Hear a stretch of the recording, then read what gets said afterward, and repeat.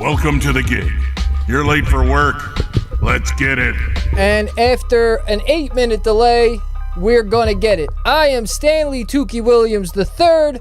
Across from me is my arch nemesis, Sylvester OG Puddin Scott. And this is 2 Vowels of Wet and a Sherm Stick on a Monday night. How are you, sir? I'm doing all right now that everything's working. I real quick, just what happened. Please. YouTube does this thing where like they want to verify that you're you. So every now and then they log you out and you got to log back in, which is no big deal. That's fine. But for whatever reason, on this part of it, you still look like you're logged in the entire time. Yeah. Until you refresh the screen and then it says you're not logged in. Right. So I'm looking at it and it looks like we're all ready to go. We're logged in. We got all of our information. We weren't logged in at all. So I didn't figure it out until I shut down the browser and opened it back up and it said you're not logged in. And I logged in and we're gold. Okay. So the rest of the show should run smoothly. We don't have any hurricane issues today, so Good. No internet issues. We should be all right. Good. Somebody was mad because it cut out during the when we were announcing the winner. Okay. But obviously, you know, you spoke with the winner the same as I did, who wished to be thrilled to death. Doesn't want anybody to know. Doesn't want the jealousy out there, which I appreciate. Right. So I'm sorry, but we can't release that information because of you know what they asked us. No different than hitting the lottery around here. Yeah, you win a $17,000 bathroom, you might as well have fucking picked the top 3. And there goes the cursing. Right out the window. I even managed. I figured I would be the first one to break it, but here we are. Yeah, no, I talk filthy. Oh, Balky's in the building. Wow. We have a heavy store. Where is he at, man? Wow. No, God bless. Welcome back. He's a good man, actually. We have a heavy story about Cousin Balk coming up later because this is the PCP episode. PCP. Yeah, and Victor Primary Coco. child physician? Yes. Okay. Victor Coco coming in with Philadelphia Philly scores. No, not the score. It's they won the series 2-0 yesterday. Yeah. So now they move on to play the Braves this week. I'm listening. Just know it. We know you're there, Balk. That's very good. Very well. Put the baby to sleep. You got to do what you got to do. What is PCP? Actually, let's start there. I haven't really given much thought to how I'm going to start out. Okay. So let's just hop right in. Let's open the pool up and dive in. You look at a guy who's wearing a Jeff cap and a pair of Jeffrey Dahmer spectacles. Sure. And a nice cream-colored sweatshirt. Now, even though I'm wearing it in a PCP smoker style, right, which is, as I've explained to Paul earlier. Wow, Paul. Yeah, I don't know where that came from. Very formal show today. I'm not sure where that came from, but I explained to Payday earlier that if you smoked angel dust in '02, you tied your hoodie up here, flapped the back like this, and then left it half zipped down because that was how you knew one dust smoker to the next. So, having known you for the short amount of time that I've known you, you know, against the course of your life, you seem to be a person adverse to cold weather. Yeah. So are you wearing that for like a ventilation purposes, or like wouldn't you rather have it zipped up and stay warm, or is this just like you said, is this just the uniform of the dust head? I'm about staying warm, but I'm also about fashion over function. Okay. Especially in '02, my friend. Okay. So in '02, right, I was 16 years old. Oh, good age. And I started out like most every 16-year-old with a little bit of reefer here, drinking a couple Mad Dogs in the woods, maybe a 12-pack of Natty Ice. Sure. If it was a bad week, it might have been a 12-pack of Red Dogs. Oh, jeez. You remember them? No. Oh, man, Red Dog was terrible beer. I mean, so's Natty Ice, but... You know, Red Dog was worse. Maybe a little Milwaukee's Best. That I know. Or Old Milwaukee. Old Milwaukee, Milwaukee's Best, and then there was Beast Ice, there was a lot of shit beer out there. There was a lot of bad beer floating around the early 2000s. So I had a thing, right, before I cultivated this self-confidence that you see in front of you today as a 36-year-old father of 2, business owner, podcast host. Right. I faked the funk until I was confident, right? I think all teenagers go through a phase of awkwardness and where they're not sure where they fit in and who they are and what they're supposed to be doing. So I faked it until I got it. Okay. Why did you decide, if you remember, why did you decide that this was the group that you wanted to fake your way into? Well, because this was the group I was in. Right? Oh, okay. From the time that I moved neighborhoods in the 5th grade right. and met Smoke Dog, I was in the kicking up dust, lighting fires, and breaking glass bottles group, which then shifted to the juvenile delinquent, shelter group, Okay. which then shifted into the juvenile jail group, to the juvenile state program group, to the adult jail group, to the adult program doing time. So you just got right on the highway and just kept driving. I was just in the mix there. Gotcha. But when I was boxed up as a kid, maybe like 14, 15, smoking wet seemed to be a thing that some of the older guys who were like doing stretches for robberies and stuff like that, they all seemed to kind of be into smoking wet. And I can particularly remember a guy named Napoleon, right? Okay. And Napoleon was one of my first bunkies. I was 14 in Gloucester County Juvenile Detention Center, Clarksboro. So this is still juvie, though. Yeah, This isn't the real deal. Yeah, Clarksboro. Khalif Lee sent you a friend request. We'll get back to that. And Napoleon was a kid from Woodbury. Actually, Rich Quick's OG is Napoleon. And me and him are in a bunk together, and he started kicking 5%er knowledge to me. Okay. Which at the time, I didn't know anything. He just told me, this is the stuff Wu-Tang's talking about. Right. And I was like, okay, I like Wu-Tang. Yeah. Tell me some more about it, right? They rap good. And he would go on long into the night telling me about 5% knowledge, right? Okay. Some of it made sense, some of it made no sense, and then every once in a while he just was going on such a tangent I fell asleep. And I was like, cuz I can't do it anymore. I can't keep up, man. But he was a heavy wet smoker. Okay. Guys like that who were kind of influential forces in my youth Right. were smoking PCP. So smoking wet is smoking PCP? There's a little bit of, there's some controversy surrounding it. Okay. A lot of people will tell you that PCP is angel dust and wet is embalming fluid. Right, I've heard that. Like, now, I dip don't, your cigarettes in the embalming fluid and that's smoking wet. Yeah, but also Sherm is also PCP. I think it's all kind of the same. Is it regional? Yeah, I think that they say embalming fluid, but it's probably, maybe it's cut with some embalming fluid and also some PCP. I was never on the manufacturing end, so I only go by what they've told me. And I remember we used to say it was embalming fluid and not PCP, but now, 20 years later, it's all the same thing to me. We're willing to admit what we did. Yeah, Gotcha. I think that actually may be true, that that wet was embalming fluid, and that's what we were smoking over here in the tri-state area, and I think mostly up and down the East Coast. Okay. We were more into the embalming fluid side of things rather than the actual angel dust, the PCP, which is hold on, I got it right here, the phencyclohexyl. Oh no, the phencyclidine. Phencyclidine, yeah. Also known as phencyclohexyl piperidine. That's good enough for the show. Yeah, I thought I got it on the first try too. So, that angel dust PCP was initially made in 1956, brought to the market as an anesthetic medication, like most street drugs that come out. They started somewhere legit. Started as a medication. Right. I can't imagine my lifestyle as a PCP smoker back in the early 2000s. I can't imagine this being a medication used for really anything, because as far as I was concerned, this was like a hallucinogenic, not an anesthetic. Although later we will get into some anesthetic properties that it had in a particular story. Okay, so I'm reading through, and one of the things is, it seems like it's very good at being making you disassociative with yourself. That's what they class it as, a disassociative. And then B, some of this is telling me you will feel like you are outside of your own body.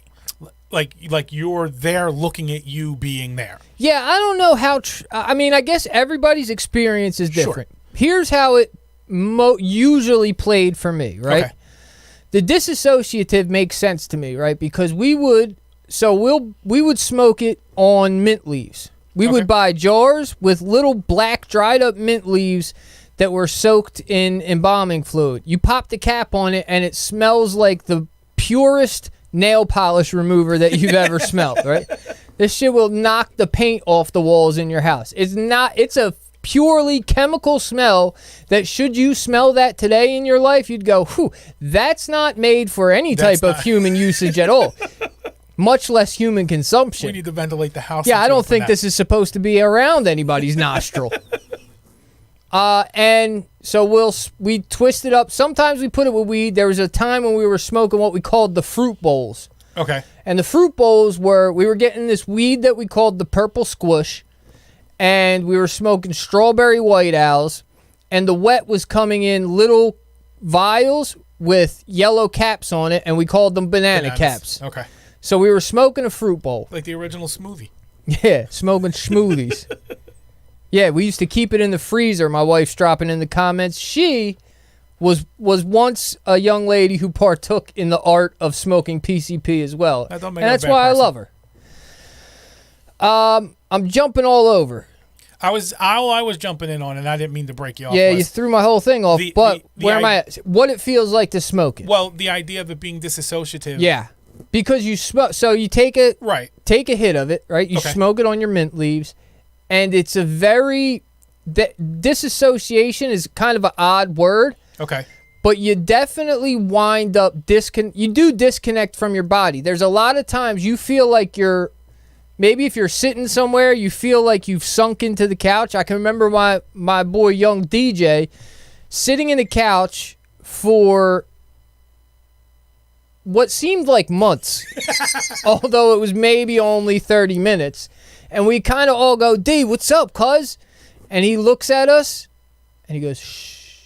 I'm like, what, dude? He's like, I'm camouflaged in the couch. Nice. Like he's feeling like he's sunk into the couch. Or you start walking, and you feel like the ground is really far away as you're walking. Like almost like it takes like a you long take a stride step, to get to No, like you take a step. Right. But the step is like far down. Okay. Or, a lot of people say you feel like you're in a video game, which I think is very true as well. So have you ever been injured while you were high? I haven't, but let me give you a beautiful story of a young man who was injured while we were high. So me and Balk, me and the boys, right? Sure. Now I know Balk was there. I think our boy Rob was there, who was he was around sometimes. I don't remember who else, but we had a team of us, right?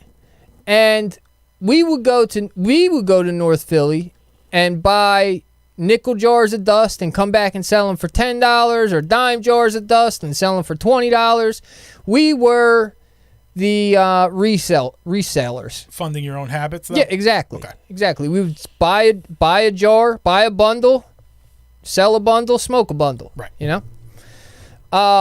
So we smoked somewhere in the woods, which is what we usually did. Probably, to be honest with you, in the woods near Luch's house, because there was a heavy chill spot over there that was near the pike. Okay.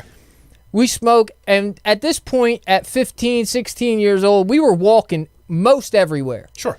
A couple guys had cars, and sometimes we'd be driving, but for the most part, if there was girls 7 miles away who said, hey, you guys want to come drink with us? We're walking 7 miles. So we're on one of those walks where we had just smoked a bunch of dust, and we're walking down the Black Horse Pike. And if you're unfamiliar, if you're not from Jersey, the Black Horse Pike is basically, in Turnersville, is basically a highway that just has stores on the side of it. Yeah. So we are walking down the pike, and Balk is walking a little bit ahead of us. And he kind of, after a while, because you kind of zone off. Sometimes you smoke a little bit of dust, and you got a crew of 3 or 4 guys, and everybody's laughing and joking. But there's always one guy who's lost in his thoughts, because it's a very powerful mind drug. Like, you have to have a certain strength of brain, I feel like, to be smoking angel dust, especially the amount of angel dust that we were smoking, because you hear these stories all the time, right? Guy has a bad trip, jumps off a bridge, right, or, he's locked up in Ancora because he never came back from smoking angel dust. Right. You fishing for compliments about your toughness that you could handle dust? I'm just telling you, bro. I'm tough as shit because I smoked a lot of angel dust. I also forget a lot of things because I smoked a lot of angel dust. So it's a double-edged sword. Sure. It's a double-edged dipper, if you will. I got you. You can smoke it from either end. Right. So he's lost in his thoughts, maybe 15 yards ahead of us. But we're not paying attention, whatever. We're kind of following him. Whether he knows where he's going or not, I don't know. We're just following him and doing what we're doing. But you're pretty much just as zoned as he is.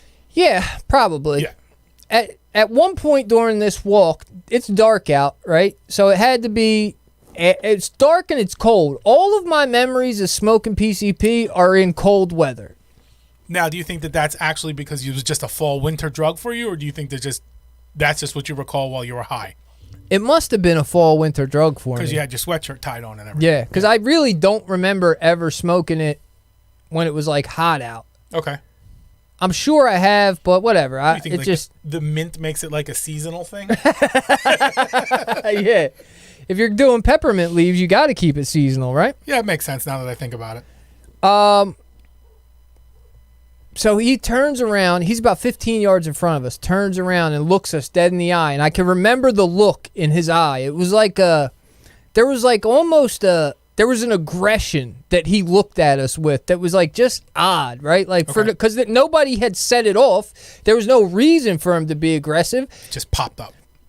And this is a thing that happens, again, smoking wet, is like I start thinking that I know what you're thinking, and you're never thinking anything good about me. Right. Or you start playing with thoughts of like, I could take this pen right now and put it in the side of his neck. Right. And just, if I hit the right artery, it's over for him. He's done. Like, for no reason. I don't even know why he's staring at me like that. Does he know what I can do with a calligraphy pen? Right, that's what I'm saying. For no reason, it sends you off into that type of thought process. Sure. Which, again, is why it kind of takes a certain mental fortitude to be able to smoke it and not kill your friends. You got to be disciplined to be able to smoke it and enjoy it. Yeah, exactly. I understand.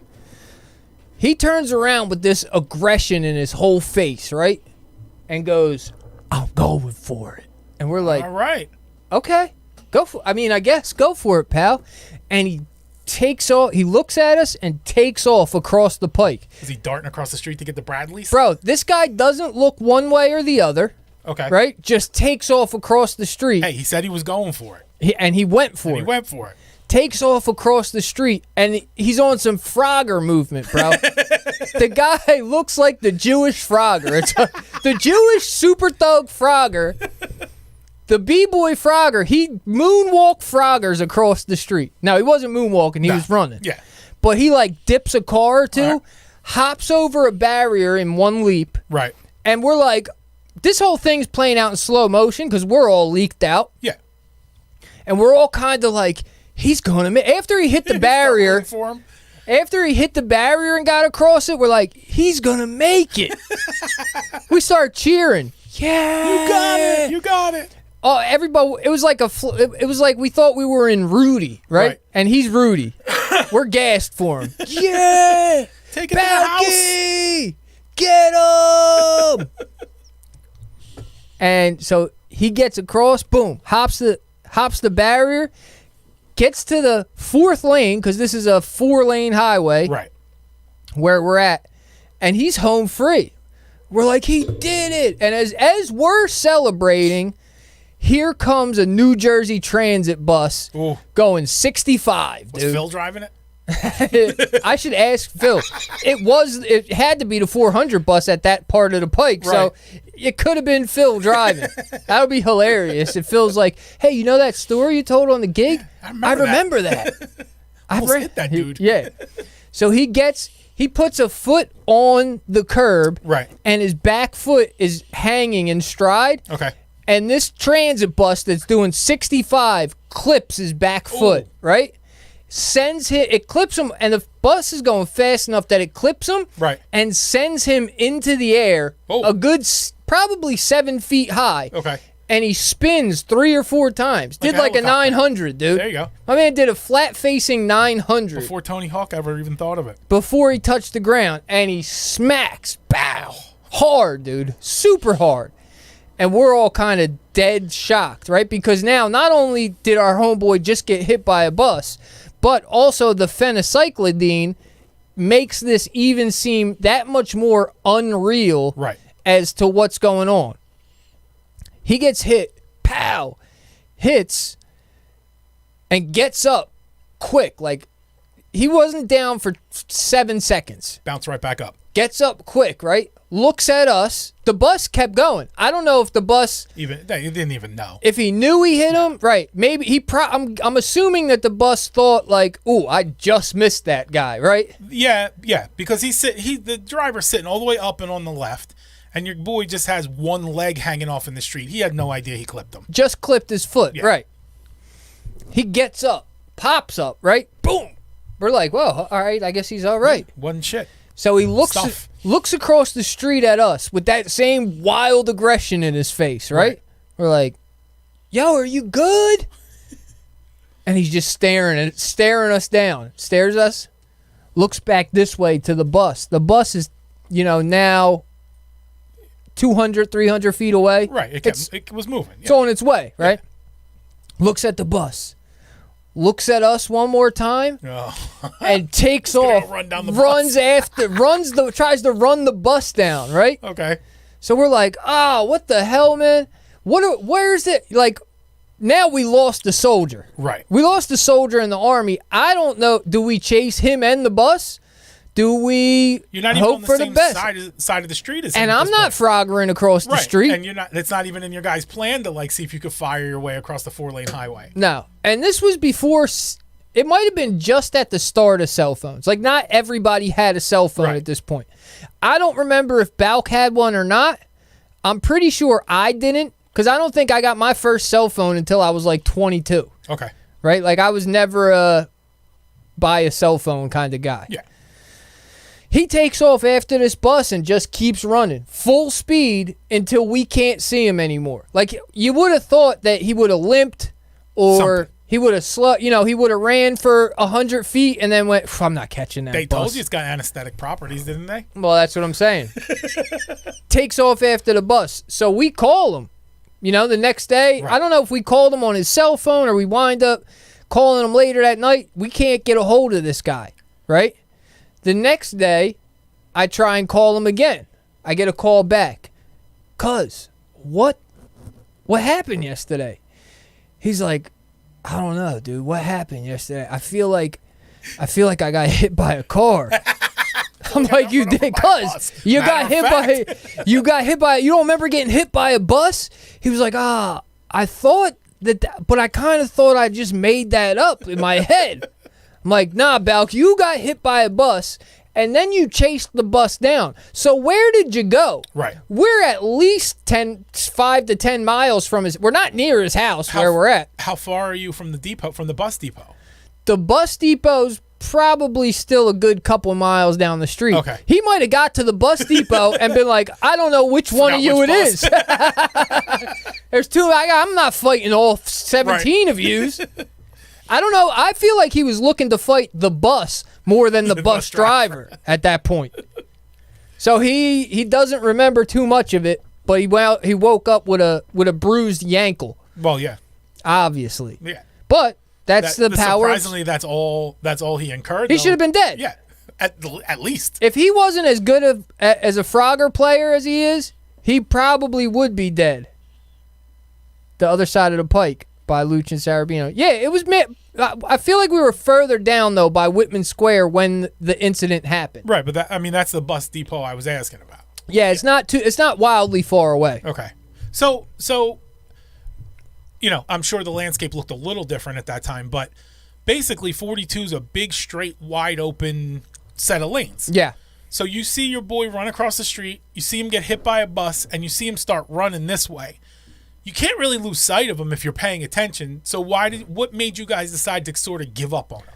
That's what I'm saying. He kept running until we couldn't see him. What did you run off the horizon? I mean, into the darkness. You got to think. Oh, okay. It's nighttime. We're dealing with it's at least dusk. Okay. We're dealing with darkness. All right. So if he's 300 yards away, right, that's it. We don't see him anymore. Yeah, you can't see him in the car headlights and whatnot. I'm sure he was wearing dust smoker apparel, all black. Right. Okay. We might have seen the whites of his soles of his Nikes. Right. I ran past the horizon at dusk.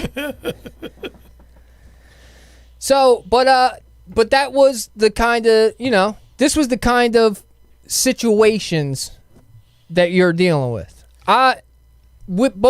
So you can't get dust in Jersey. You can get dust in Camden, I guess. You can get anything you want if you put your mind to it. Yeah, and we would bring wet back to Jersey From Philly. Okay. We would ride out there. There's a couple of spots in a particular neighborhood. You're late for work again, Coach. That's all right. You can hit the playback for the first 27 minutes. We got more to go. Thanks for coming through. Coach was breaking my balls in the comments last week. He said, you're the lead gigman of 200-plus gigmen. Right. And you can't find a good roofer? Right. No, I saw that, yeah. Fair assessment, Coach. Fair assessment. I mean, he's not wrong. Not at all. So we would, when we started smoking, okay, because here's the thing. I said that I smoked wet before I actually was really smoking it on a regular basis. This is part of your fake it till you make it plan. Right. So I got locked up, and I'm doing a little stretch where I'm claiming that my drug of choice is wet. Sure. When in reality, my drug of choice was like whatever I could find, whatever was offered. Yeah, whatever somebody would hook me up with. Whatever was on the tray. Or whatever I could steal from your grandmom's medicine cabinet. Right. So when I came home after faking like being a wet smoker, I then became a wet smoker. Yeah, sure. You had talked it up enough. It right. Sounded like a good idea at a certain point. So at this point, we're like 17. We're a little bit older. And I start smoking it on a regular basis where my guy No Skills, who I'm sure we've talked about on the podcast before, No Skills would get his mom's car, which was a champagne-colored 1996 Toyota Corolla. Beautiful. Yeah, it was a rider. I can remember, and we would drive to North Philly in this joint. Okay. The soundtrack, the regular soundtrack was the state property soundtrack. Well, sure. Like that's what played anytime we were riding in North Philly. State prop was in the tape deck. You got it, because that's where you're going. Like it's like the song of your people. Yeah, Petey was rapping about 7th and Clearfield, and we were on 7th and Clearfield. This is part of the reason that Petey has such a deep connection to my soul. He's been speaking to you since you were a kid. I probably, before I knew who Petey was, you knew who Petey I was. I probably high-fived him on the way up Sheridan Street. You might have done a bid with him and you didn't even know. On his way he was getting his jars, walking away, and I'm walking up, gave him a high five, asked him what color caps were the best that day. And we would listen to it, and we would take No Skills' mom's car. And I can remember driving up there because we would be smoking and driving back and forth all day, right? Yeah. So we're all leaked up, and he was driving the Corolla up 42, actually 676, right? We're driving through the highway in Camden. Right. Doing about 40. Sure. 40 to 65. Maybe 35. Whatever it was right. way slow. And he just starts rubbing the median with the car. Okay. I'm like, yo. What's the matter with you? He turns and looks at me. He's like, yo, I think the car's getting fucked up. It doesn't pull away from the median. Just lets me know that he thinks something is wrong. And I'm like, yes. He's not wrong. Pull the wheel. So we go up there, and when you go to North Philly, I feel like, and I haven't been to North Philly in a long time. Okay. It's been many, many moons since I've been out running those streets. Right. But I feel like particular sections of neighborhoods are more known for certain drugs than others. Yeah. So if you're right off of Kensington Ave by Somerset and Cambria, you got dope and crack and maybe some cocaine or whatever, or fentanyl and meth now, whatever they're doing, right? You had to go further towards like 5th, 6th, 7th, and Lehigh. That general area of like 5th and Lehigh was a neighborhood that was peppered with wet blocks. Okay. Right? You could go to 5th and Indy. You could go to 7th and Clearfield. You could go to Sheridan Street. And there was like 5 or 6 corners all within a maybe 10-block radius that you could buy wet. So we would go to different ones on any given day. Whichever one we felt like for whatever reason, was going to have the best wet that day. So, Which is why we got caught up in banana caps for a good while, because anything that had a yellow top on it, we just thought it was going to be good PCP. So when it comes to weed, right, there's different strains, there's different everything. So block to block, you could have a very different experience depending on what weed you're buying. I just think it's really the potency. Okay. I That's what I was don't going to ask. I don't think, if I remember correctly, we're talking 20 plus years Of ago course. now. And it affects your memory, so there's that. And I smoked a lot of angel dust in '02. If I remember correctly, really the only difference was How the stepped on it strength. was. Okay. Yeah, like I don't think that I don't remember like feeling one way if I smoked a yellow top and feeling a different way if I smoked a pink top. Okay. I remember the weed being trash. It was just soaked in wet. I don't even remember getting weed from those blocks. All I remember is mint leaves with the wet on them. Right. So we would drive up there and find whatever block and go. I was shook at that time, right? Because I'm like in the hood buying drugs. I'm new to this. I don't know really how to do it. Early on, I was like a little shook up Right. trying to buy dust. You're really outside of your comfort zone at this point. I felt outside of my comfort zone for sure. I can remember walking onto a block and asking them, yo, you got 5s or 10s? Or you got nicks or dimes? Okay. And they say, yeah, we got nicks. Because you either buy a wet jar in a nick or a dime, Okay. depending on the block. And I'm like, okay, you got nicks? I'm like, all right, let me get a 5. Because we would call them 5s and 10s sometimes, right? Sure. Let me get a 5.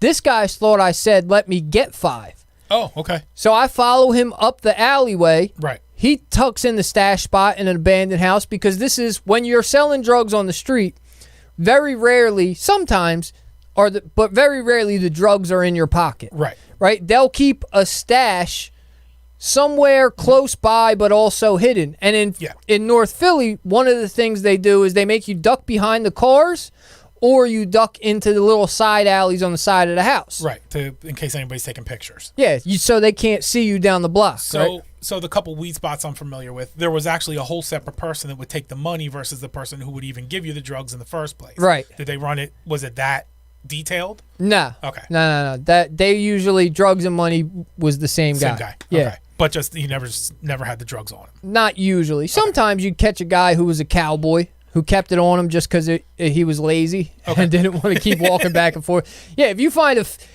a husky drug dealer, right, he's liable to have him in his pocket. He don't want to do all that walking. We throw in a lip full of. It's cold out there. He doesn't want to be out there as much as he can stay in. He wants to.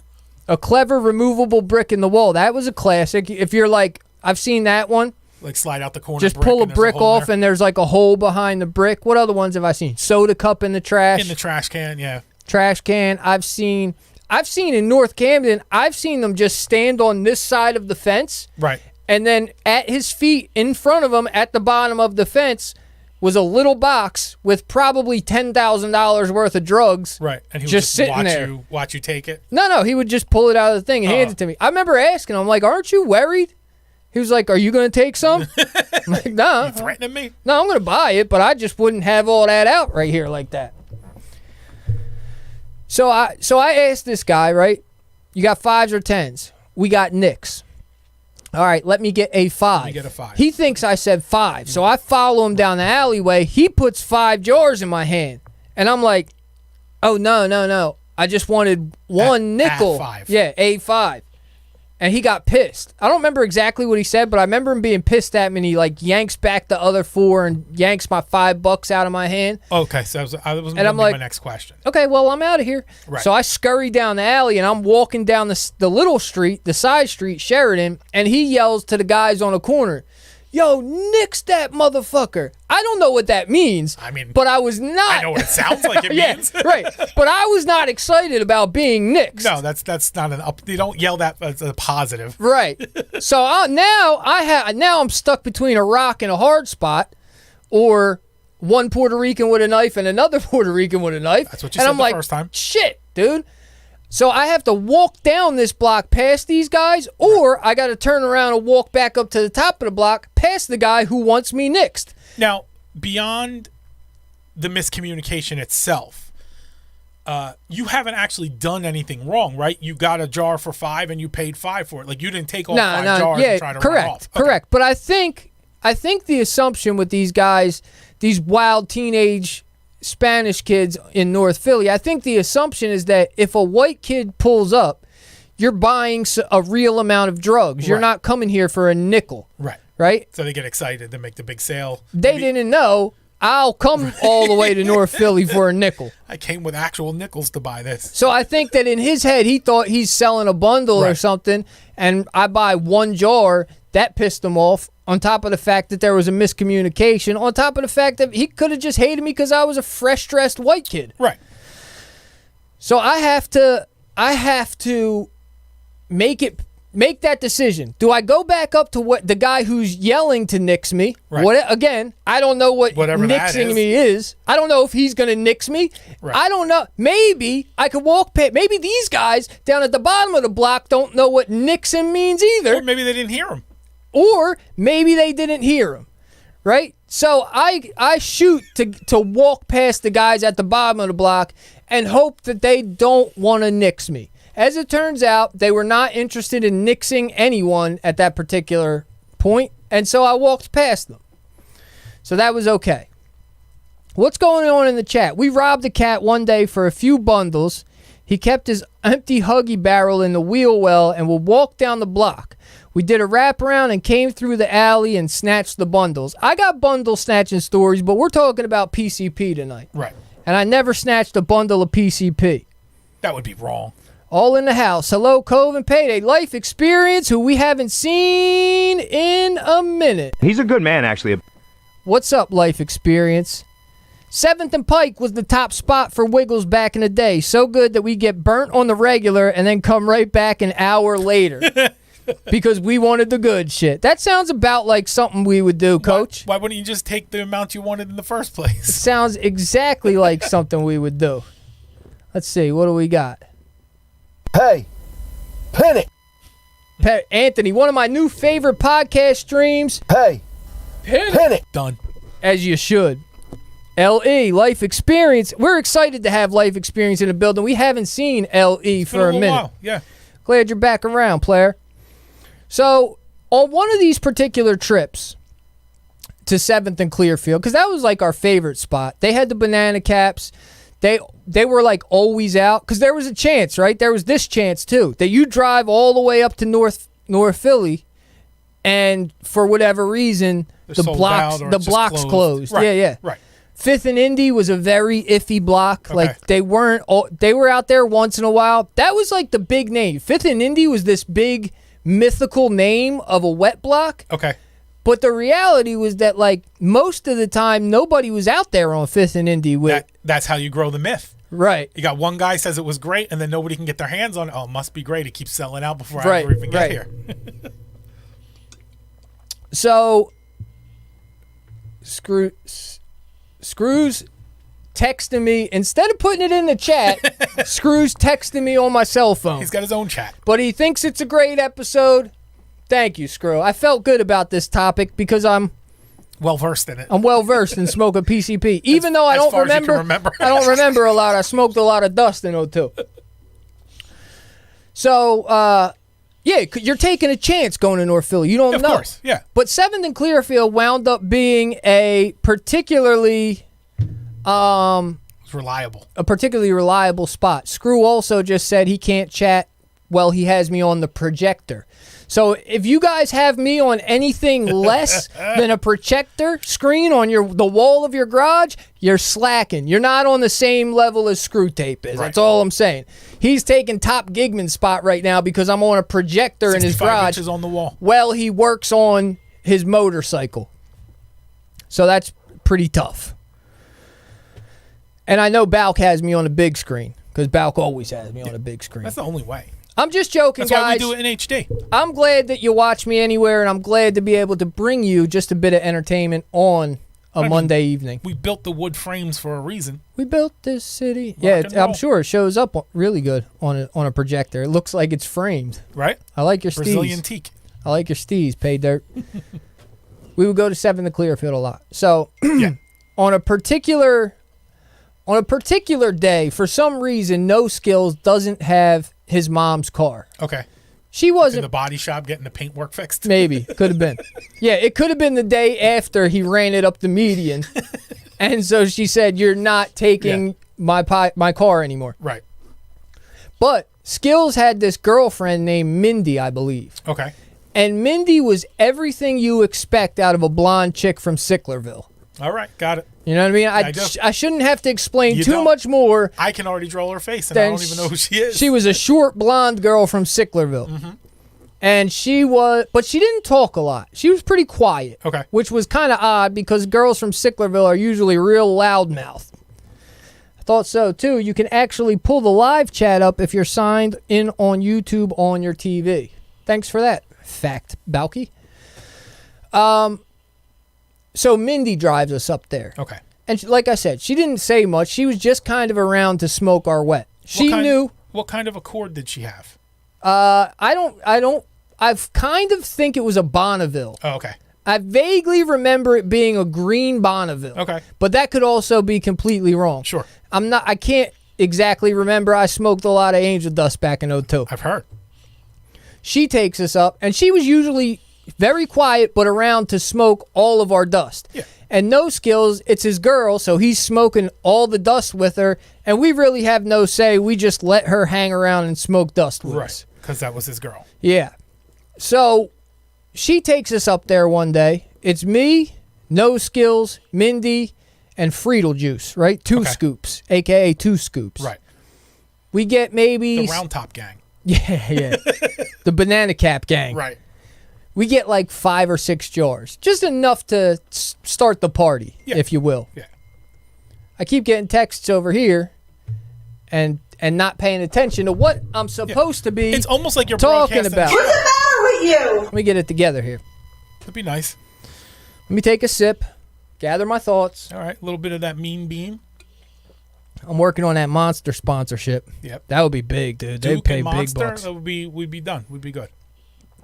All right, so So you're on your way.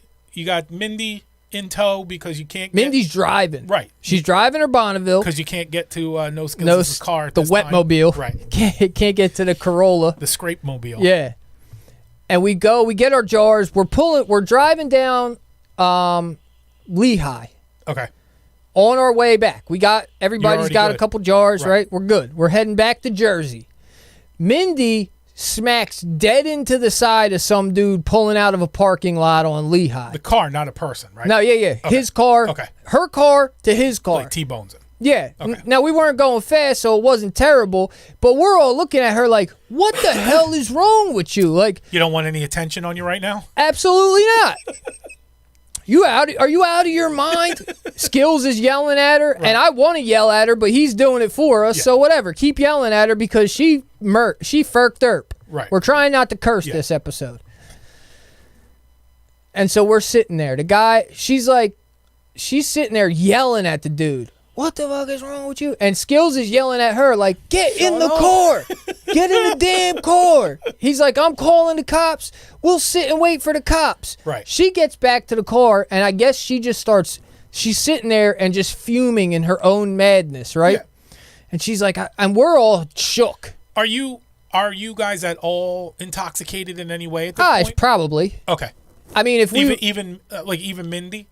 Probably. Okay. I mean, if we didn't smoke any wet yet, we probably had been drinking Peachka. Okay. Because that was our other twist at that particular time. Okay. I don't know if you ever had Peachka. I have not. It's $3 peach-flavored vodka. That sounds fabulous. $3 a pint. It tastes like you should be cleaning your bathroom sink with So it. like non-Jewish Mad Dog basically is what we're looking at. It's worse than Mad Dog. Okay. It's terrible, dude. Peachka is terrible. It's a disgusting drink, but we drank it. And a lot of it. $3 vodka, you could have stopped there. I would have understood that it was disgusting. Yeah, you had the peach. It gets just that much worse. It doesn't help. She comes back and she's sitting in her car like stewing in her anger. Meanwhile, we're like, the cops are coming. What are we going to do with our wet? Right. So 2 scoops and No Skills go, oh, you're going to have to cheek it. You know? Like Okay. just hold it in your butt crack.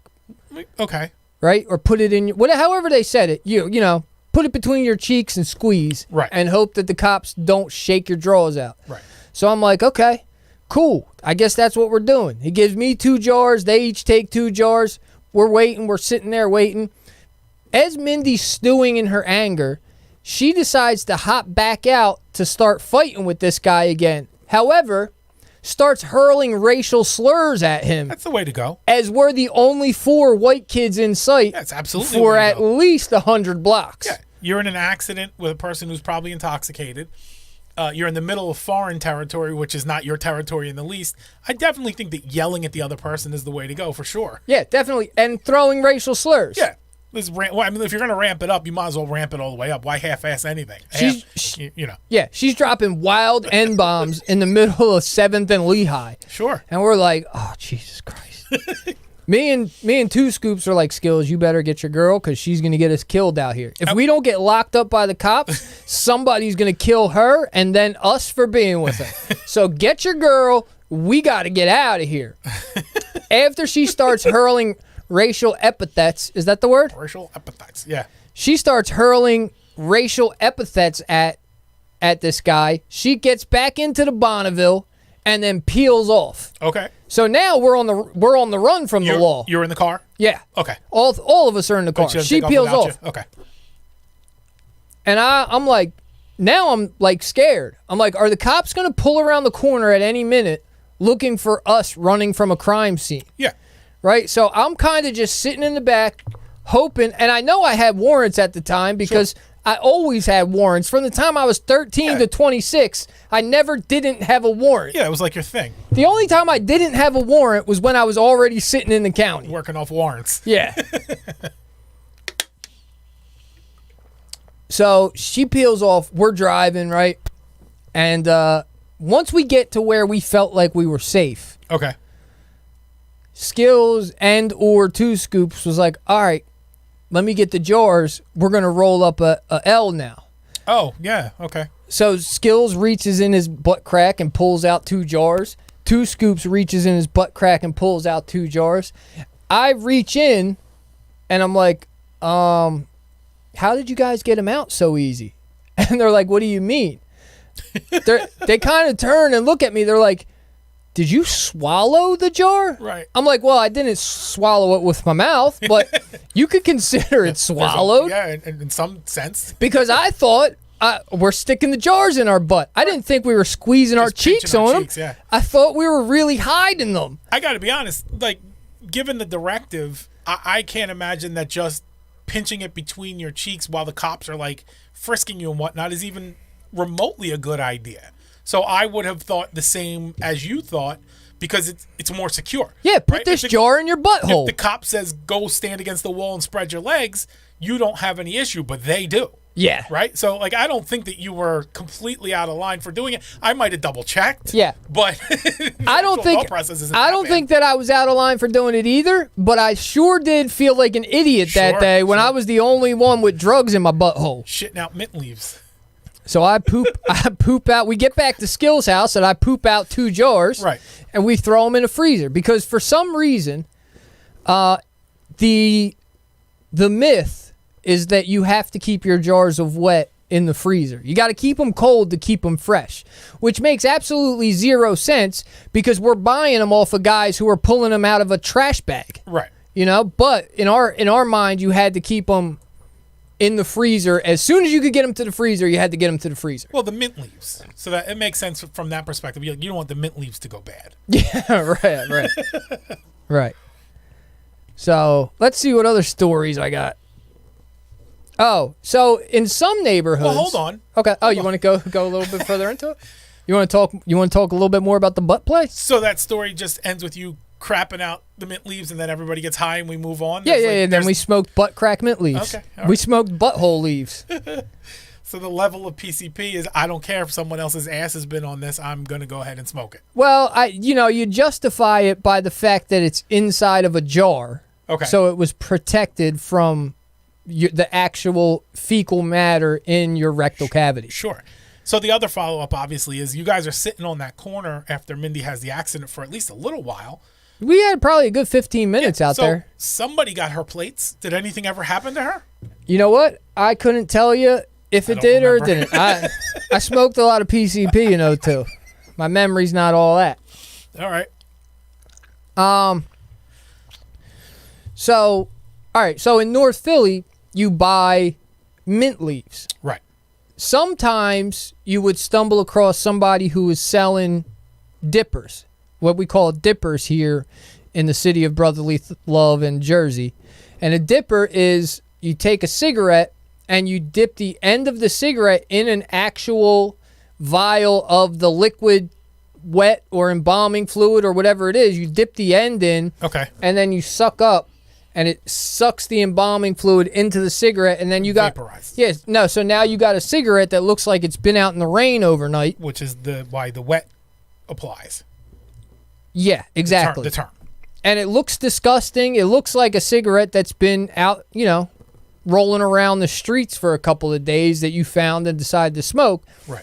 And you pop the filter out, and then you spark that up and smoke it. If you got somebody who's really generous, they'll dip the whole cigarette instead of just dip the tip and suck some up. Right. But dipping the whole cigarette, you're in for a wild ride. So sometimes you would get dippers, but 95% of the time, it was the mint leaves. And we call it wet, Wakata, 120, Gorilla Piss, Hemi, Water. There's endless amounts of names, and we would just leak.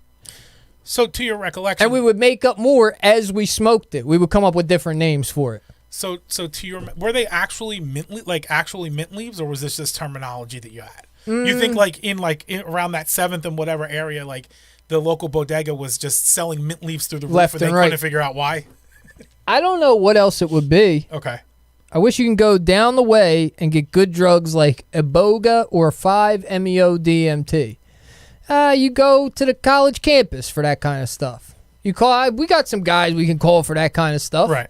You can't buy it off the corner, but it's only a phone call or two away. Maybe not Iboga. At this point, it sounds like it's probably safer to not buy it off the corner. Yeah, Anyway. but DMT, DMT's around, I think. So, in Philly, that's the main vehicle for it, is the mint leaf in a jar. Okay. Now, I don't know for sure that it was or wasn't mint leaves, but that's what they That's always what you were said. told it was, yeah. And it never appeared to be mint leaves. It was always black. Well, It was black leaves. Like black, crunched up leaves. It almost looked like tea. okay. Like tea, but not finely, like roughly ground tea. In other places, you can get, the sherm sticks are more apparent. They sell it in North Jersey. They don't sell it in jars.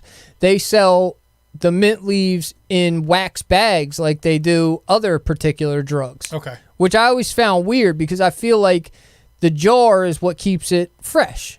You want your PCP, you want your dust to be as fresh as possible. But there's a price for that sort of freshness, and maybe they were watching their profit margins. That could be true. And there's some places where they call it butt naked. Butt naked. Okay. Oh, they call it love boat too. That's another thing that it's called. And there's kind of a myth surrounding it that like people will smoke angel dust and take their clothes off. Okay. Well, is that where the love part of this works? The love boat? I think the love boat came because girls like it. Okay. It seems that a lot of girls that we were around at that particular time if they were around us, they were really into angel dust, which is so odd. Well, is that correlation or causation? Are they around you because they know you guys like angel dust, or do they come around and realize that they liked angel dust, so they keep hanging around? I'm not sure, but Okay. to our Neanderthal teenage brains, Yeah.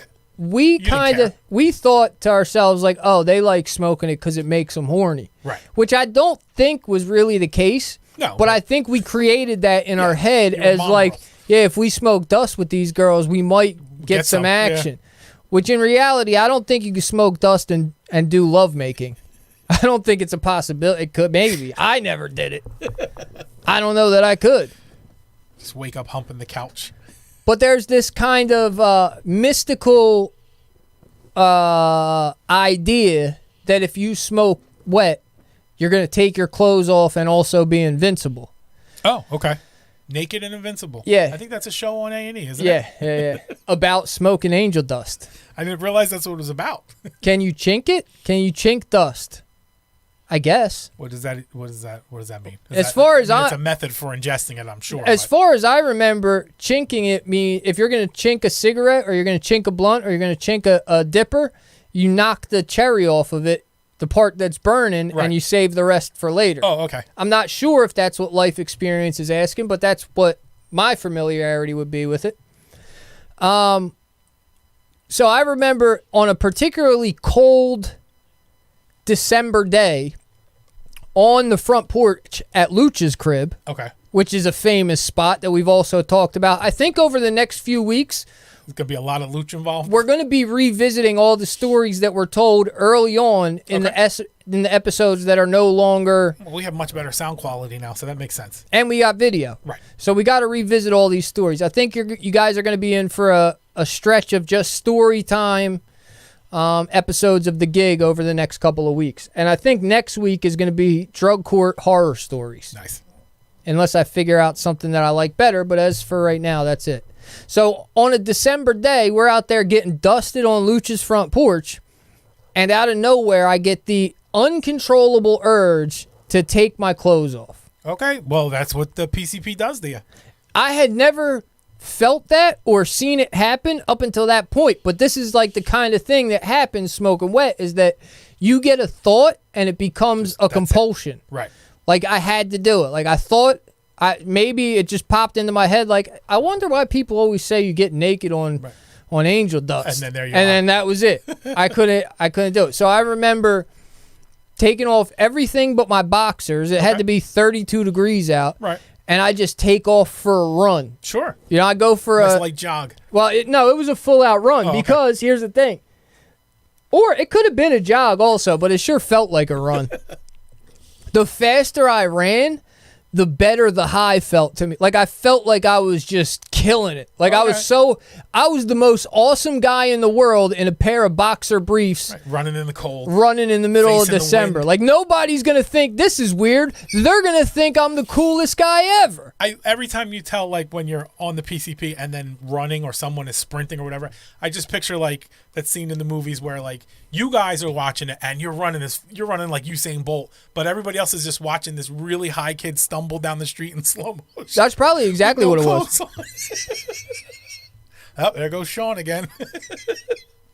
My beautiful wife came in with it makes you overheat and sweat, and that's why a lot of people take their clothes off. Well, that was my assumption, that why, like, the unzipped sweatshirt as part of the uniform is, like, ventilation. Makes sense. I wonder if I smoke dust with my wife after the show, if I'll get lucky, if she'll get overheated and take her clothes off. Only one way to find out. Yeah, you want me to take the kid home for the evening and then you can... Yeah, you can dive watch in? the babies. I got you. Me and my wife will smoke some PCP in the house. I can get Sadie to school on time. I'm trying to get my wife to do MDMA with me. Okay.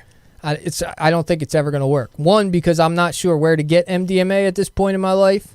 Two, because I'm not sure that I would do MDMA at this point in my life. And three, because I'm pretty sure she will not do MDMA at this point in She her said life. she'll never do drugs again, but maybe Molly. So okay, you so got maybe in. maybe we're there. That's what I'm looking for. I want to do Molly with my wife. Send the kids off to grandma's. Yeah. And we'll take Molly and listen to New York Underground Dance Party Volume 6. Nice. Real loud on the TV. Maybe put a blue light on. Uh-oh. You know? Get Well, we silly. got 'em. Yeah. Get real silly in the living room. We'll turn our living room into a 2-person rave. You want me to bring over a disco ball next week when I come? And some, like, glow-in-the-dark fingertip gloves? Maybe a strobe. You used to kill it in the strobe light. Absolutely. Me and- Everybody was fluid when the light kept shutting off. Me and Cousin Balky we used to kill it in the strobe light, bruh. You never seen some B-boys like this until you put VCP Crew under a strobe light. We also had Everything looks like you're doing the robot when the strobe light's on. We also had a friend named the Leak Mooch. Oh, okay. Veek Luch the Leak Mooch. This guy, he was around regularly, but it seemed as though every time we had a little bit of dust, he popped out of the bushes somewhere. Like, oh, you guys are lighting up some wet? Oh, how about that? And he knew that we were not going to pass it if he's standing there next to us. So he would conveniently be standing next to us. Yeah, exactly.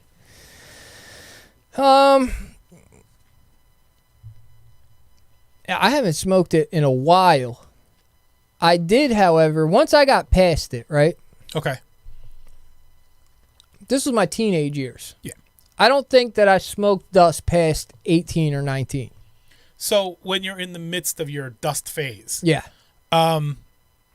is it ever a craving, or is it just the social activity that you're participating in when you participate in it and that's it? So I don't remember. Now, later on, I did drugs that caused physical withdrawal from not doing those drugs, right? Well, I mean, not even So to that level, but that's what I'm saying. So that level of craving is like the idea in my head when I think of a drug addiction craving. Okay. I can't because I smoked a lot of angel dust back in the early Can't really 2000s. remember. Right, around 02. I can't particularly remember whether I was like craving it or Right. I was just so involved in it that it was what It was just around. it was. We went to go get it. No, I understand, but like we were the guys who made sure it was around. So one day you wake up, and the plan is usually we get in the car, we drive, we go get our wet, we come back, and we get high. One day you wake up, and for whatever reason, there's no transportation available. Are you guys in a hot panic, or are you just, we'll get to it tomorrow? I think we probably were panicked. Okay. I think that especially in that particular period of time where we were getting dusted every day, Right. I think if we didn't have it, we were like, oh, well, we got to figure this out. Okay. Because it was just such a compulsion. Part of the routine. Yeah, it was just such a part of our life at that point. Even then, you had structure. I had nope. I had I'm working on getting Jazz to do some Molly with me too. You should. I think everybody should do Molly with your wife once. You know, it's going to do one of two things. It's going to, I think, build your relationship stronger, right? You're going to have this beautiful experience where you and your wife are more open with each other than you've ever been, and you talk all night long and you love her that much more. Or it's going to accentuate the flaws in your relationship, and you can do one of two things. You can either then use that kind of time to examine them and talk through them and iron out what flaws may be, or it turns into a shit show because you guys are just yelling at each other about flaws, in which case you do Molly and then she files for divorce the next week. I mean, it sounds like there's upside no matter what you do. So I think I think that you're at a 66% success rate no matter what happens. 2/3 either way. Yeah, exactly.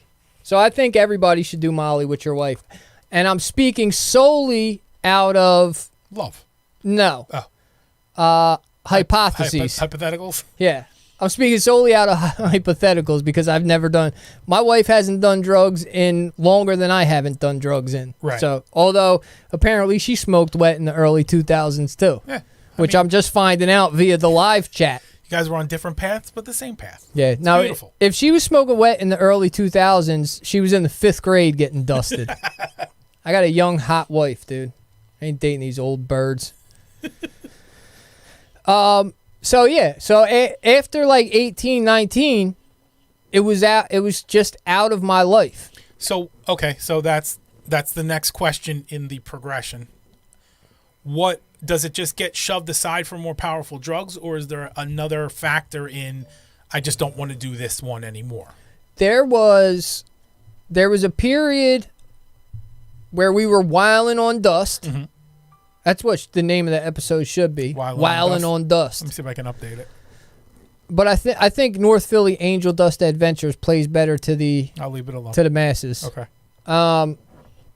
You tell us in the live chat what you think. In the live chat, what's a better title for this on the replay? Wildin' on Dust or North Philly Angel Dust Adventures? Also, if you didn't like this joint yet, like this joint. There was a period where we were wilding on dust, and then I went away for a year. That's when I went to Daytop. Okay. So I went to Daytop, and I came home at 18, and for a short stretch, I was like relatively clean. Okay.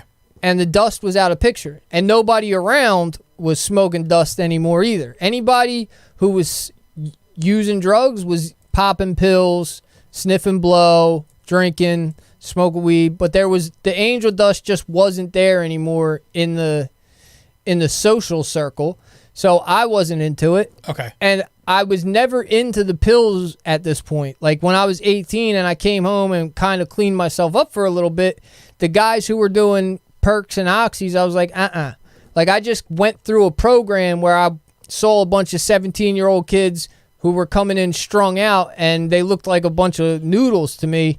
I don't want no parts of that. Okay. At least at that point. Right. So the dust kind of faded away, and then a few months later, when I did start getting back into using drugs, it was just replaced. The replacement was like cocaine and pills and, that kind of thing. So it just got phased out. There wasn't any particular, we can't do dust anymore because of X, Y, or Z. It was just like almost as if that was a childhood drug and now we're older, so we don't do that anymore. I mean, it is kind of what it is. Okay. I think most people who find opiates, everything else falls to the wayside. And it seemed that my neighborhood, at that 1 year period when I was away, that seemed to be when the neighborhood found opiates. Phased over. Yeah. Okay. I did have, a little bit later on, I had a homeboy who we called Twiz. And Twiz was, me and Twiz did a stretch together in Trenton, but he wasn't from Trenton. He was from South Philly. Okay. So I wound up, when I'm up Trenton, I link up with Twiz because we're both kind of, I'm not a Philadelphia kid, but I spent a lot of time running through the city. You're familiar with the landscape. Yeah. So me and him link up, and we're good, and, we're locked up, and we're kicking it together, whatever, sharing Birdman cigarettes and doing push-ups together. I come home, and I wind up linking up with him when I came home because he was one of the few guys who I ever did time with who I then became friends with on the street. Okay. And I became so close with Twiz that I hung out with his family, with his brother. They ran a block in South Philly where they pumped crack. And I would hang out over there, and I'd hustle with Twiz on the overnight shift. And then I lived in the third bedroom of their house that was kind of a semi-crack house. But Twiz, who's a little bit older than me, say I'm 26 at the time, he was maybe 30 or 29 or 32 or something, something like 6 or 8 years older than me. Sure. He was still smoking dust. Okay. However, he was smoking it sprinkled with crack on top, though. Oh, okay. Which was like the wildest shit that I could have ever thought of. Like, no, I don't want no parts of that. So I had the opportunity plenty of times to smoke it again as I got older, but it just seemed so unappealing. Like we would be running through the hood together, and I would go get the drugs that I wanted to do. He would get his wet. He would smoke, and we'd be like on the train headed back to South Philly or something, and he would pull a cousin Balky and just get up, look at me, and then run off the train at a random stop along Broad somewhere and disappeared. I'm like calling him on his phone. He's not answering his phone. And then the next morning he showed up again. I'm like, where the hell are you? Showing up. Yeah. So, but I do think that for me and my set of guys that we grew up with, the guys from the neighborhood, it was something that kind of phased out around 17, 18 years old. So I hope that you've all learned something educational about PCP this evening. Also got to learn how fun it seems to be. Yeah, if nothing else, I hope that this is motivation. Yeah. For you guys you gotta live a little, to do a little angel dust. What's Jazzy and Balk talking about? That's me with alcohol, though Blake ignores me. They're he gets both. The interactions you're anticipating if you and your wife are both on MDMA. Yeah, I think Jazz and Balk should absolutely do MDMA together. I think it would be a beautiful thing. They're such a beautiful couple already. Can we get them to do it on a Monday night and we'll do like a Zoom call with them? Wouldn't that be phenomenal? And then we could facilitate the love. Right. Like maybe we could get them to do it on a Zoom call. Yeah. i.e. a BetterHelp meeting. Exactly. And by them both being on MDMA and talking to us on the phone, We can arbitrate. some of that love will spill over into the airwaves. Maybe we can soak a little bit up. And maybe even give them pointers while they're there and they're open to adjustments. So that's what's happening next Monday on the podcast. Tune in when Balky and Jazz take MDMA together and call in. We'll get it. We'll get the MDMA down to them. We don't want them to incur any fees for the sake of the show, so we'll handle that part. Yeah, no. Just send us a bill. You guys Okay, can get yeah. the MDMA and bill it to us. We'll pay for it. Otherwise, look for a FedEx package around Thursday. How much could it cost? It's not gonna cost that much. It's got to be less than $100. Oh yeah. All right. For what? We're getting 2 pills and FedExing it down there. I think MDMA comes in powder now. Does it really? Yeah, and you got to like put it on your You mix tongue it in or with tea? sniff it or something. I don't know. It's I'm like not really vodka. sure what you do with it. Anything else you want to talk about this evening? I mean, I'm up for whatever you want to do. We've done a solid, $1.25 here, even counting with the technical difficulties. Yeah. You didn't start watching Inmate to Roommate yet, so we really can't get too in depth on that one. But let's tell the I got guys. a lot of questions. Yeah, let's tell the gigman. So A&E has a show called Inmate to Roommate. Oh, it's on A&E? I think it's A&E. I was watching it on Plex. If Well- it's on A&E, maybe I'll get a better... Because Plex is kind of a pain in the ass sometimes. It does a lot of lagging. At least at my house. It shouldn't. Well, And my so- house sucks, dude. But if it does, let me know. I can clear up the glitching. But so I think it's mainly on A&E. And basically the idea of the show is, and I'm not entirely sure why. They haven't spelt out yet why the people are doing it. Like they haven't I don't know if they get funded for it or whatever it might be. But for right now, it just seems like certain people, out of the goodness of their heart, contact the prison and say, when this particular prisoner gets out, rather than sending them to a halfway house or whatever it might be, send them to my house. Yeah. I will let them live here. I will keep an eye on them. I'll make sure that they reacclimate to society, because that's supposed to be the point of the halfway house, right? Yeah. But that's the premise of the show. Yeah. And they've got, of the inmates I've seen so far, they're wildly different people, which is great. Yeah. And of the people that are housing them, also wildly different fucking people. Stinking people. So it's been really interesting so far to watch a lot of the things that are happening, a lot of the welcoming families and the level of strictness that they seem to want to imply. Yeah. Like beyond. So there's one couple, and they're younger-ish, 30s, 35-ish, and they're bringing a guy in who they knew his brother, and he's around 35-ish, and most of the rules make sense. No loud parties. Don't do anything that draws attention to, don't be big and brash. Yeah. And you can't have any girls over. We don't want you bringing girls in the house. I'm assuming because they don't want like some stream of women coming in and out of the house. Yeah. Which I think those are reasonable requests. It's fair, but also you gotta let a guy get his dick wet. Of course. And I think that you can lay that rule out and then also, have an exception. Right? It's one thing to say, I don't want any girls in here ever. And it's another thing to say, I've been dating this girl for 3 weeks. Yeah. I know who she is. She's not going to come in and ransack the place while I'm passed out in bed. Right. But this guy, day 2, shows up with a brand new Range Rover and parks it on the driveway. And they're like, what are you doing? He's like, what? I needed a new car. So I went and got a new car. So he went and he got out I'm wondering how he got a Range Rover fresh out of jail. So he's in jail for like embezzling, like financial Oh, crimes. so he had a little something There's put to the that. side. But then he mentioned something about, for the duration of the time he was in jail, and I think he was in jail for like 5 or 6 years, he was into crypto. He had money in crypto. So he could have it legitimately. Right. But still, you don't get out of jail for financial crimes and then park a Range Rover on these people's lawn. I don't see why not. It just looks... Oh, and also, when he brought it to the house, it wasn't registered, it wasn't insured, and he didn't have his license yet. Nice. Yeah, I think this, it sounds crazy because you're not, especially because from what I saw, they're all families that really have no connection to prisoners, like the understanding of what somebody needs coming home from the joint. Yeah, I don't think that they have that. No.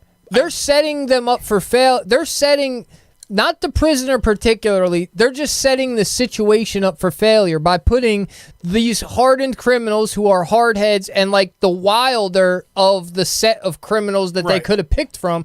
I mean, the incarcerated peoples. Yes, the incarcerated people. That's right. And they're setting them up with like holy rollers who have no idea on the one family is absolutely holy rollers, and they put a poster board in his room of the list of like 50 rules, and one of them was he can't watch R-rated movies in the house, period. Yeah. He can't lay in his bed in his bedroom with his phone and watch R-rated movies. That's ridiculous. That's ridiculous. That's over the top, and that's just going to stress everybody out.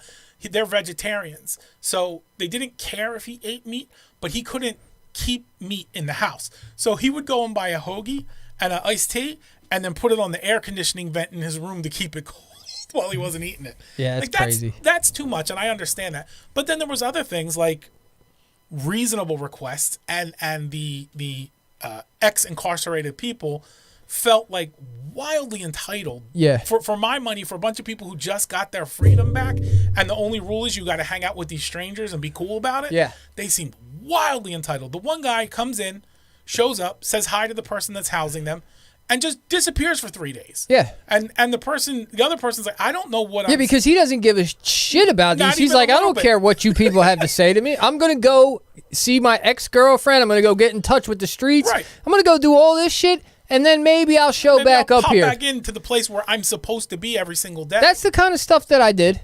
Yeah, those are the kind of things I did on my way home. It was wild to me, like the idea that you've been in prison for a decent amount. None of them were just like 6 months and then you got to go. It was like 5 years, 10 years. The one dude was there like 15 years. Yeah. So the window of time, that 15 years, when he got out, they took him to buy a cell phone because you need a phone to get a job. Right. And these cell phones were so far. Yeah, he had no into it. idea. So where are the buttons? Yeah, he had no idea. Well, so feel free, if you're watching this on the replay, to watch From Inmate to Roommate. We may touch on it next week, but I think we're going to try and stick From Inmate to Roommate life experience. I think we're going to try and stick to the story format, because also talking about a show is not the most exciting radio that we can come with unless everybody's watched it. Yeah. So we'll see. Maybe we touch on it, maybe not. I do want to just touch on one thing real quick to see if I can maybe get it for a soundbite. Okay. And then we'll wrap up after we touch on this. Okay. But there's this idea, I guess, floating, and it's associated with the political sphere, the idea of the Great Replacement, right? Yes. Where, like, there was this theory put forth into the ethos, like, hey, if you're a white guy, the world is trying to replace you. Yes. We're trying to eliminate the white man from the world. Right.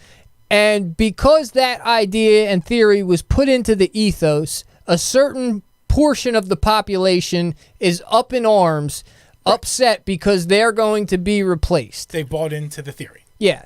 So to me, right, you're worried about the Great Replacement theory. At the same time, you're spending all summer at the beach trying to get tan. Tanning up. Yeah. So you're, in the future, now you should be happy, because in the future, your kids don't have to waste all those hours tanning. Right. They can send it to something more productive. Less chance of cancer. There's a lot of positives to that, Right. to that blending. Secondly, if you're worried that you're going to be replaced in the future and you're going to be eliminated, hey, guess what? You're going to be eliminated before you ever get eliminated. That's right. Because you're just not going to live that That's long. not how humans work. So it's just, I heard somebody talking about it, and it just seemed like such a goofball. Like, who cares? Who cares what color we are? Well, 100 years from now. So that's, it's completely irrelevant any way you slice it. No, I completely agree. But that's the group that buys into it, and we won't go too deep right now. Right. But the group that buys into it have to, in their mind, have to believe that white skin has a meaning. Like, usually when you talk about someone's heritage, right? Right. Yeah, I'm Italian, I'm Irish, right? So because I'm Italian, I know how to make a pizza. Right. All the stereotypes. But right. You don't generally say I'm a white Italian and my family's from Italy. You just right. say I'm Italian. Right. And then what happened was, for a period of time in America, there was a lot of slaves. Right. And they basically erased their history. So the families going forward, their only history, their only bond is this: we were with other black people. Right. So to them, that being black is their heritage. Right. So it's different. But some people hear that and go, well, why can't I have a black heritage and not a white heritage? And then this is where the great replacement filters into it, is they're just trying to eliminate white heritage because everyone acts like it's such a terrible thing. Yeah, but I don't think anybody's trying to eliminate white heritage. I'm not. You know? I'm not. Yeah, no, I know. I'm just saying, I heard that idea, and it just dawned on me, like, hey, if you were so worried about the great replacement, then stop tanning every summer. There's a lot you know of what I things. mean? Keep yourself bright white. There's a lot of things you should stop doing and or worrying about if the great replacement is of concern to you. It's fucking goofy. Yes. I mean, whatever, dude. Because also, in talking 100 or 200 years, none of us are going to be here, No, so it's all really irrelevant. Right. Or maybe if you're listening to the gig and you are worried about the great white replacement, maybe we're talking to the babies at this point. you're still welcome. Yeah, you're welcome. You know, you're still welcome here. We don't hate you. We can talk about Here's it. the thing. We don't hate anybody, or we don't down you for whatever your view is. We accept your view whether we agree with it or not. But we are willing to let you give us reasons to hate you personally. Oh, yeah. We're open to it, but absolutely. it's not gonna be the default setting. I don't think that I will ever hate anybody off the rip because of like who they are physically or, you know, like ethnically or something like that. Like, I think there's a few archetypes that I could hate off the rip. yeah, but then you might wind up liking that guy in that archetype. It's not impossible, but you know, if you walk around in jackboots with a swastika on, I'm gonna have a real tough time seeing past that. Yeah, but that's not. I'm not talking about that. Well, that's what I'm saying. That's your political affiliation. That's not your. Is that what that is? Or your, you know what I mean? That's your ethos. That's your ethos. That's not your physical being. That's not like. Hey, if you're a tall olive-skinned guy. No. If you're not in that particular dress and you're just a guy who comes down the street, I'm not going to even know that that's your thought process, and we can chat it up. But also, I would. I'm not. If you're walking around with a swastika and spewing hate, right? Right. I'm not going to associate with you, but I also am going to kind of be a bit sympathetic as to the point like, oh, obviously something really fucked up happened in your life to make you believe that this is like a acceptable way to act. Like with the great replacement people. Right. Right. Like what was it that turned you towards this thing that most people will tell you is an evil place for your mind to be? Right. Yeah, why did you get there? You gotta. I got you. It's the idea of looking at everybody as like, hey, you were a baby once. Right. You were once an innocent baby. Right. You didn't feel this way till something or someone encouraged you to set you in the wrong path. Agreed. And so I think, can I unencourage that? Yeah, I think that should we all take on our shoulders the idea of sympathy first, even when something appears to be disgusting at first, I think if we take on a sympathetic look at it, then we can wind up maybe coming to some solutions for some of these problems. I think that's an extremely reasonable headspace. But it's not, it's not going to happen. I don't think it's attainable to the masses, but of course not. It's surprisingly reasonable. No, of course not, dude. We're dealing with the people who get mad that, we're dealing with the people we're dealing with here online. Yeah. I don't think I've gotten one positive comment on a short. It's all hate. And I'm not even doing anything to really hate. No, I don't think. But this is it. Too many of these are. This is the idea: is like hatred first. Right. If you're not me, hatred first. And I think that I'm easy to hate, mostly because the people. If you're watching the gig, right, you understand you already know where I'm coming from, right? Right. You understand my personality. You understand the humor that we're about. You understand that You understand that I'm a street. Maybe you can't look at me right off the rip and go, oh, that's an ex-convict street dude. Right. But you know that I'm a a guy from the streets and an ex-convict, and I've walked through all types of life. If I listen to you talk long enough, I get the gist. Right. But If you in don't- a short enough clip, you just seem, you can just seem like the person I'm really supposed to be reviled by. Right. Like, you know, on some level, you're musclehead contractor who drives a pickup truck. Right. And there's a whole lot of funneling down of reasons to hate those particular things. But in reality, while you are those things, for the most part, first of all, we've already, gone over many times how the whole musclehead thing is not, it's a way off stereotype. Right. As far as how they treat other people and who they Hold are. on 1 second. He's a good man, actually. Oh, Sarabino's in the building after quite some time. You got the hair carpenter back. This is a hell of a night. We got the barber in the building. The carpenter of hair has shown up. What up, Sarabino? Yeah, but I do. You could hate me off the rip. Yeah. But that's where I get like the humor in it. Like somebody had put in a comment like, it's wild that this kid is snitching on himself for getting drug money. Right. And I'm like, if you think like, you should hear the shit that I'm not saying on the internet then. Fucking wildin'. The comments on the shorts are wild, dude. And you're it's right. funny to see what people think of me in a 15-second clip. Right, and you're right, and that is part of the problem. A big part of the problem is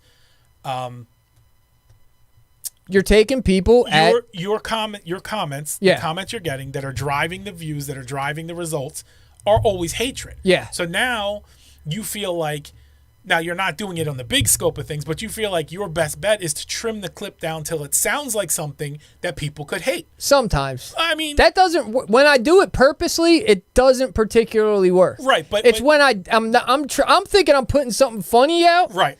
And they think it's I hate you. Yeah, they think it's disgusting. Yeah. I don't know. I can't get into the brain of these regular folks. That's why I'm here with the gigmen. That's right. The guys who know what I'm talking about. We're elevated The above guys that. who smoked dust with me back in 02. Yeah. Who don't remember 02 like I don't remember 02. Exactly.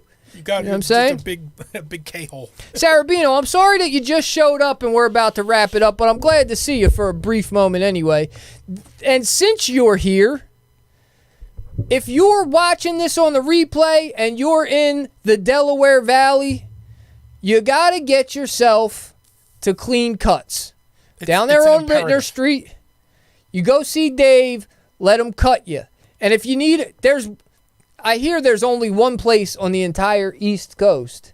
The entire East The Coast? entire East Coast It's a long stretch of land. where you should be getting a used car from. Don't tell me it's Virginia Beach. Is it Virginia Beach? It's down there. Virginia Beach. It's down in Virginia Beach I know it. on the boulevard. I know it. VA Autoplex. AutoplexVA.com. I think it's .com, yeah. Yeah, go check them out. And if you need a bathroom, VB. Virginia Beach. AutoplexVB.com. Yeah. Yeah. And if you need a bathroom or you need something remodeled or, you need a light bulb changed. Oh, scratch all that. Scratch it all. I got a new business venture that I'm working on. All right, let's go. So, the past couple months I've been working on a digital design thing. Right. Hopefully, you gigmen see how hard I've been working on the thumbnails, and they look improved to you. That's what I'm hoping. They look more professional, and they stand out more and grab We your went from attention. finger paints to Picasso. It's Yeah. beautiful. Damn, I just lost my favorite pen. There it is. Yeah, we'll find it after the show. I need it. I need it in my okay. hand. All right. It's your focus.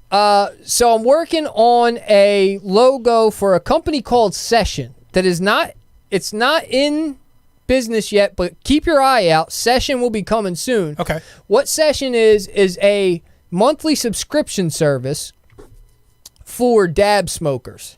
Okay. So apparently I don't smoke too many dabs. I don't do the wax thing. Right. But if you smoke hash oil, dabs, wax, whatever the kids are calling it this week. Right. If you smoke it, you use a couple of things every month. Like there's a couple of things you need. You need Q-tips to clean out the little joint. You need distilled water, I guess, for your bong. You need butane for your torch. and you need isopropyl alcohol to help you clean everything off. You need your paraphernalia. Right. Yeah. And these are things that, as a weed head, you forget that you're running out. Sure. So you might wake up okay. Thursday morning like, hey, I'm out of Q-tips to clean my nail for my rig. Right. And now you got to go out and get Q-tips before you can get stoned. And if you're a weed head like the weed heads I know, you can't face the you world want to like get that. stoned first thing in the morning. Yeah. Before you have to go to Eckerd's, you get stoned. Yeah, that's what the normies would be. A cup of coffee. I can't leave the house Yeah. without a cup of coffee. Before you go to Farmore, Far more. you need a hit off your wax bong. So what Session is a monthly subscription that the first of every month or whatever day, once a Whatever month, you pick.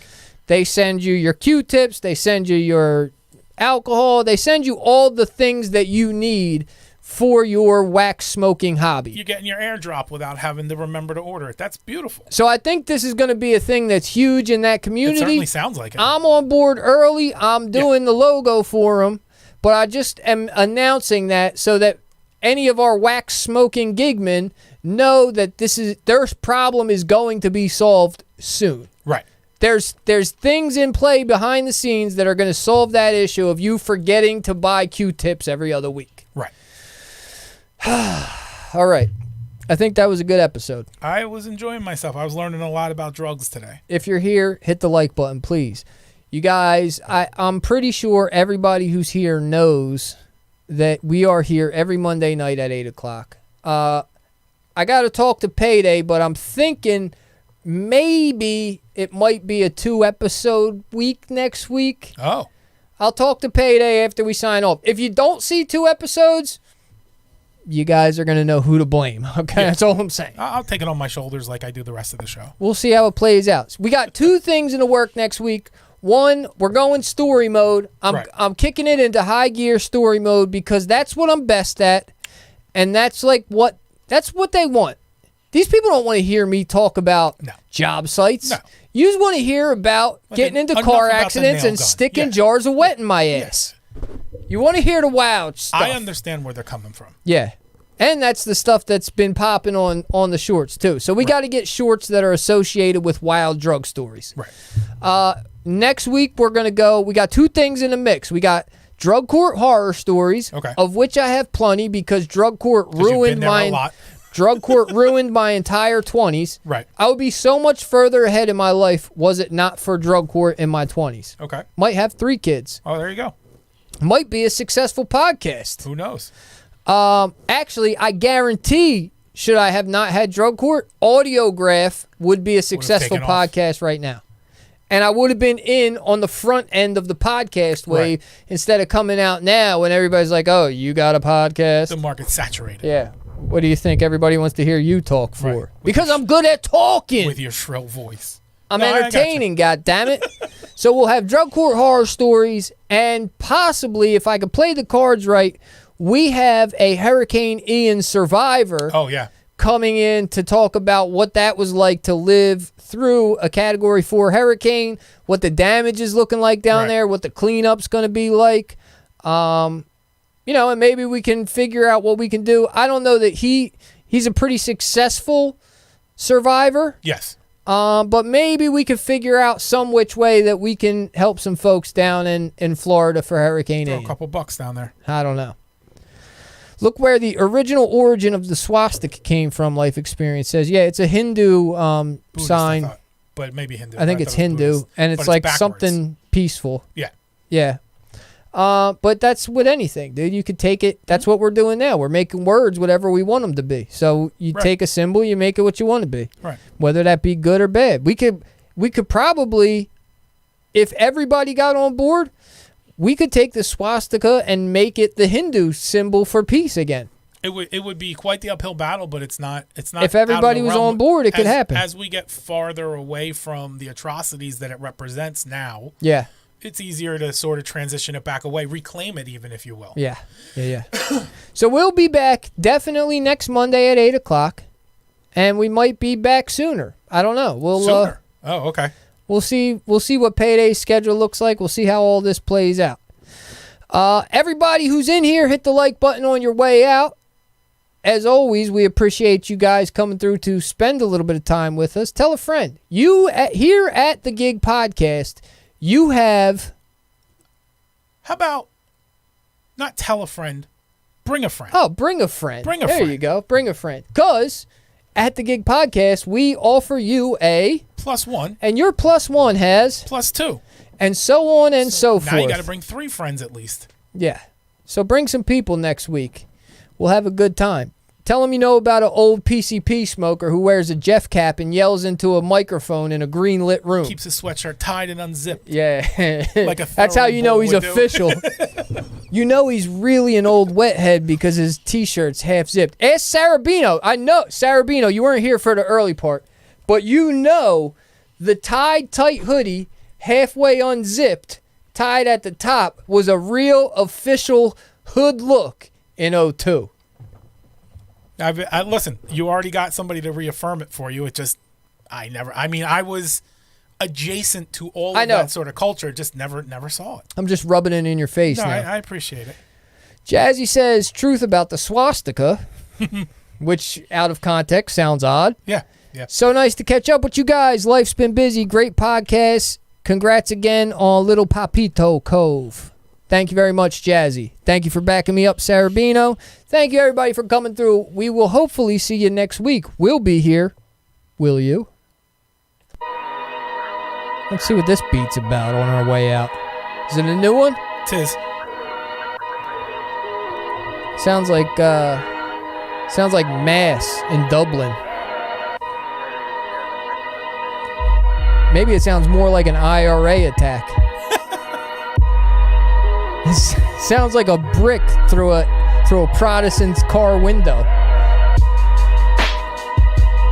Or this sounds like you pulled this beat out from behind a brick in an abandoned building and then kept it in the freezer until you were ready to play it. Yeah, it had to be fresh To the whole keep it time. fresh. That's right. This beat is probably wearing a Pinwheel Phillies cap and a Tracy McGrady jersey, Oh, nice. The size over 47, baggy. and shorts. obviously a pair of Guess jeans, a pair of Pascal Guess jeans with some mid Nike Air Forces with the strap undone.